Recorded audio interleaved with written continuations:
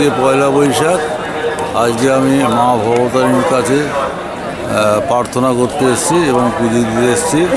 আমি প্রতি বছরই পয়লা বৈশাখ এবং 1 জানুয়ারি এই দুদিন যত বড় লাইন থাকুক না কেন আমি এখানকার যা সিস্টেম সুষ্ঠুভাবে আমি পুজো দিতে পারি এবং মা ভবতারিণীর কাছে প্রার্থনা করি যেন সারা বছরটা ভালো কাটুক এবং আমার ফ্যামিলিরও ভালো কাটুক এবং সবার যেন মঙ্গল হয়, এই কামনাই আমি করি। আমি এসেছি গড়িয়া স্টেশনের কাছ থেকে। বন্ধুরা, আজ পয়লা বৈশাখ। আমি চলে এসেছি দক্ষিণেশ্বর মন্দিরে ঘুরতে। এখন বিকেল 4টে বাজে, তাও প্রচুর রোদ এবং গরম রয়েছে।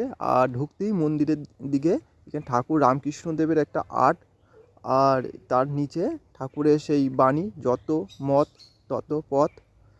আর এটা হচ্ছে মায়ের মন্দিরে পুজো দেওয়ার লাইন। আর এখানে অ্যানাউন্স করা হচ্ছে কেউ মোবাইল দিয়ে ঢুকবেন না। আর এই দেখুন এখানে এইটা হচ্ছে পুজো দেওয়ার যে ডালা সামগ্রী পাওয়া যায় সেই সবের স্টলগুলো রয়েছে। এখানে ভেতর দিয়ে ঢুকলেই এরা আপনাকে ডাকবে পুজো দেওয়ার জন্যে কিনতে। কিন্তু আমি যেহেতু পুজো দেইনি সেই জন্য আমি বলতে পারবো না কোনগুলো কীরকম দাম। তবে আপনারা যখন আসবেন এখান থেকে দরদাম করে কিনে নেবেন।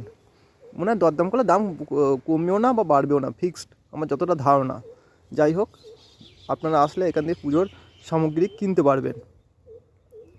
আর বেশ ভেতরটা ঠান্ডা ঠান্ডা কুলকুল টাইলস করা আছে। আর এটা হচ্ছে স্বামী বিবেকানন্দের একটা মূর্তি। আর এই দেখুন রাম সেনাদের মায়েরা জল পান করাচ্ছেন। আর এখানে পায়রা পাখিও জল খাচ্ছে।